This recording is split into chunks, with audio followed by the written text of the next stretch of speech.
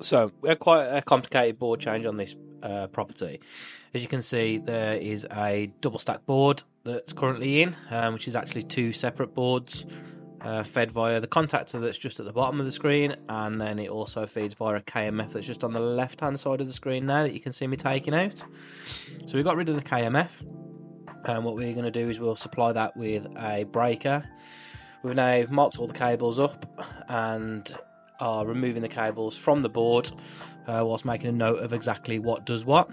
This allows us then to be able to remove the board from the top, as well as disconnecting the armoured, so we're going to reuse the armoured. Trunking's gone, and we're using the fuse board backing plates. We're just going to get that mounted onto the wall now. Now, these backing plates are really useful because it allows us to bring the cables in from the rear. It means we can use the existing knockouts. We've kept the existing tails that go back to what is DB2, which is the off-peak board from the contactor, and we're going to refeed the contactor with some new tails from DB1, which is going to be the one at the top. Backing plates are mounted and the fuse board is now going on the wall.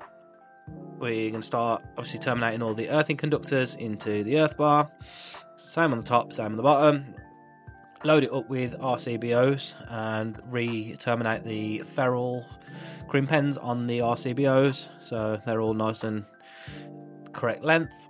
The buzz bars in and buzz bar covers on, so that's DB2 now complete, other than some testing that's required on it.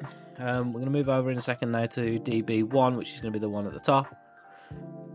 And there we go. Armoured cable is going to be made off into there. You'll see a bit later that armoured has actually changed position because it was sitting too close to the RCBOs at the back.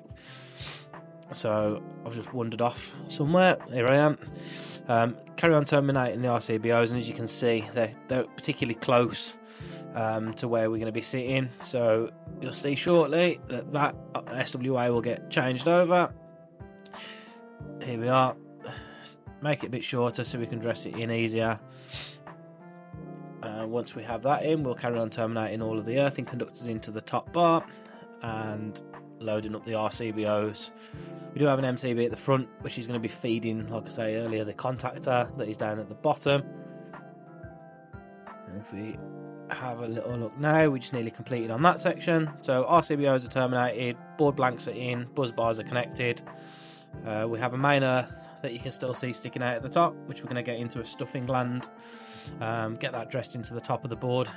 My uni light has just died as well as we went, so I've swapped it over to a little K550 and then swapped it over to another slightly bigger one as the K550 wasn't bright enough. As you can see, we lost a little bit of footage, so we've got everything all connected now. We've powered up and we have started testing all the off-peak circuits. But as you can see right now, we're just going to push the contactor in, which proves that we're nice and powered. We've got no cross neutrals because it was all singles. If we had a cross neutral, the RCBOs would have tripped. It gives us the ability as well to test the RCBOs, as you've seen that we've done. We know now that we've got power to all of the storage heaters. Harry's running around in the background somewhere, just checking all those. And as you can see now, it does not trip because we have no power to it. So if you are fitting an off-peak board and you do have a relay like this, you do have the ability to be able to test them. I think I'm just waiting for Harry to come back with some bits for me. And he's just going to start labelling up all of the circuits that are around the room based upon the information that's been provided from how we've located the circuits in the board. Bit of fiddling about to be done in the back of the board just to make sure everything's all dressed in nice and tightly and comfortably. So we are pretty much wrapped up at this point.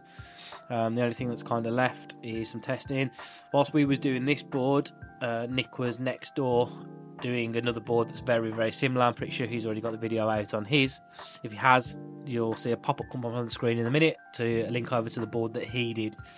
If not, hopefully it'll be out soon so you can have a watch of that one. He's got a lot of footage from what he did. So we've got everything all wrapped up now at this point. The R1, R2 testing's all been completed. We're just going to have a fiddle around with the board cover now. Because of the way that we've dressed everything in, it is a little bit tight, so a couple of little adjustments that are required on the DIN rail just to move everything over. This is the issue with the fuse box boards. There's not really a locator position for them, so you do have to just jimmy it over a little bit sometimes just to make sure it's 100% true. You can see it's still a little bit tight. A little bit more adjustment needed on there just to move it all over so it lines up nice and comfortably. And there it is, board lid is on. We can get that tightened up now. As you can see, the board is all labelled up. I've done that on the ground just behind us. Brother label machine, it always works perfect with 24mm clear tape, so you get a nice clear finish on it. And that's it. As you can see here, we have the original board that we have taken out, 2 MEM Mem Shield boards, 3871 breakers, no RCD protection to anything, even though it's in an office and there's a lot of people that are using stuff. Also no surge protection. So we ripped all those out and obviously replaced it with one of the fuse box double stack boards, which you can see right about now. As you can see on the right hand side as well, we've refed the contactor, so that's all done. Thank you very much for watching. Hope you enjoyed it and it was a little bit different to some of the videos I've done previously. Enjoy yourself and see you soon.